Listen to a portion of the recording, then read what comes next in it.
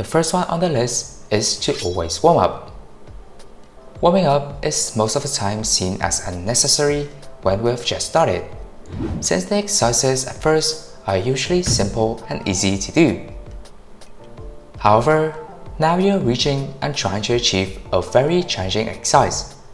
It will require an immense amount of strength and determination to unlock. So warming up will now be a must for every single workout. It will fire up your body and muscles, helping you train more effectively and especially avoid serious injuries. So just by spending a bit more time on the warm-up, you will actually be able to make progress faster. For the planche, I would suggest you focus on warming up your arms and wrists the most, since they will have to bear a lot of weight when you maintain the planche position. You can do wrist and arms rotation. Then you can go for some wrist stretches.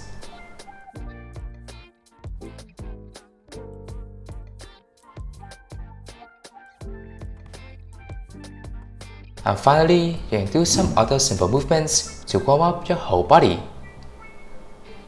Once you feel your body is very comfortable, you're ready to start the workout.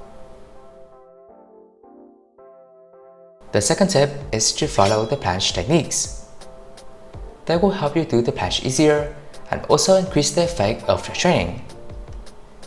The first technique is every time you train the planche on the floor, you should always rotate your hands to a 45-degree angle. This will gain mobility for your wrists, allowing you to lean forward much more easily and reduce wrist pain to avoid injuries. The second technique is to maintain your arms straight. To do so, I usually rotate my elbow outward a bit like so, making it lock in place and won't bend during the hold.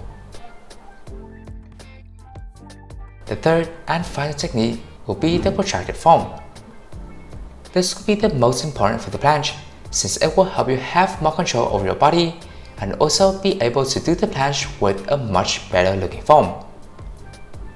To get into the protracted form, you will have to push your bike all the way up and then maintain it when doing the planche. Since it is a hard technique to master, you should combine it when doing other exercises, like push-up and the planche fundamentals, which I will share in a bit, to get your body used to the form. The scapular push-up is also a great exercise that you can do during the warm-up to get your body into the protracted position. The third tip on the list is to focus on the planche fundamentals. When you're trying to unlock the first few progressions of the planche, which are the tuck planche and the advanced tuck, strength will be very crucial. By training with the planche fundamentals, which are the pseudo push-up and the planche lean hold, you'll be able to build a lot of strength specifically for the planche.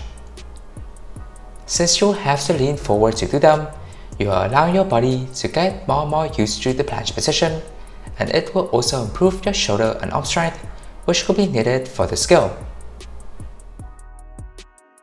You should also train with other basic exercises on the other days, and I would suggest you aim for the ones that can utilize most of your body weight, such as the pull-up and the dips, to build your fundamental strength.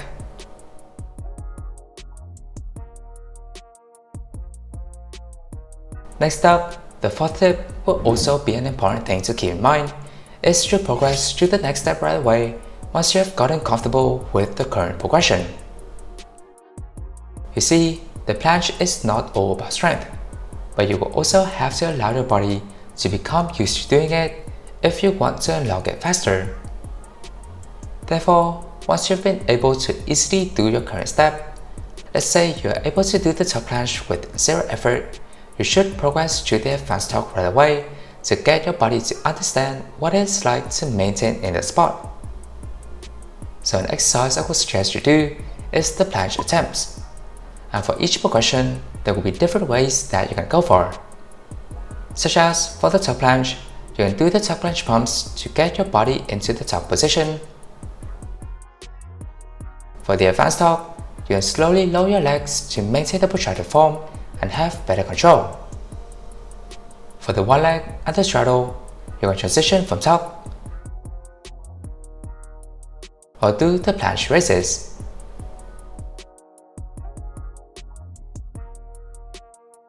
And finally, for the full planche, you can swing your body to gain momentum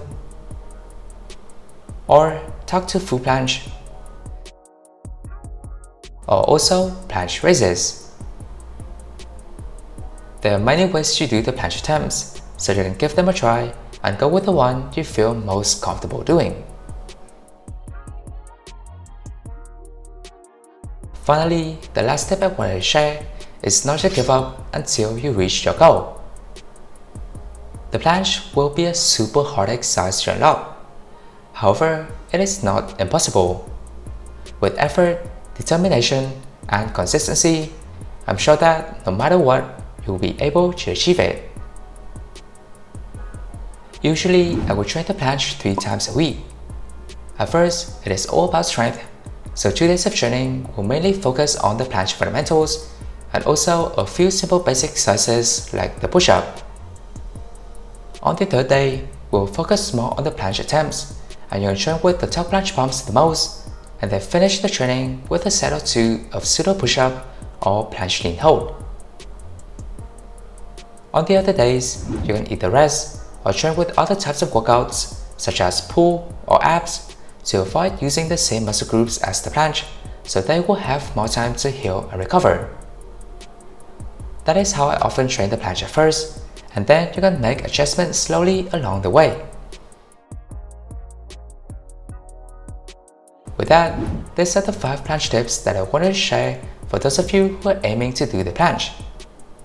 For more tips and tutorials, you can check out the playlist down below, and if you find this video helpful, then like and subscribe would be super appreciated.